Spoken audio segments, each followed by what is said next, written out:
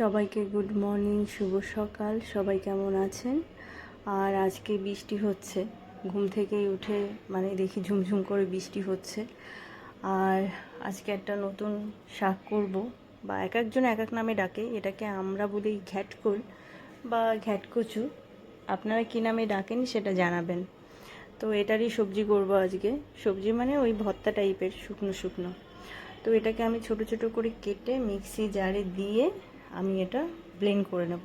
Blend করে কড়াইতে দিয়ে কিছু দিনই এর ভেতরে শুধু এটাকে জলটাকে টানিয়ে নিতে হবে, একদম শুকিয়ে নিতে হবে।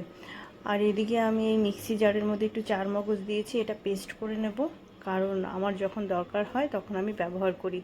এভাবেই আমি কাজগুলো গুছিয়ে রাখি, তাহলে তখন তাড়াহুড়া হয় না। আর এদিকে এই যে এভাবে জলটা টেনে যাবে, ভালো করে ধোয়া উঠছে ক্যামেরার সামনে, ওই জন্য ওরকম দেখা যাচ্ছে।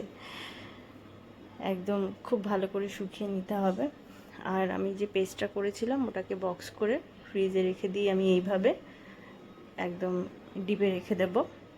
আর এদিকে ওটার জন্য আমি পেঁয়াজ কুচি আর রসুন কুচি একটু বেশি দিতে হবে পরিমাণটা, তাহলে খেতে ভালো লাগবে। দিয়ে আর এই যে আমি এইভাবে নামিয়েছি। যখন এরকম শুকিয়ে যাবে তখন নামাতে হবে। আর এদিকে যাচ্ছি একটু বাচ্চাকে দেখতে। ও একা তো ঘরে, ও চারিদিকে বালিশ দিয়ে রেখেছি, ও আজকাল এরকম ভুট হয়ে যায়। আর হচ্ছে এদিকে ওর মধ্যে আমি দিয়েছিলাম একটু হলুদ, একটু লঙ্কার গুঁড়ো আর নুন, আর কিছু দিইনি।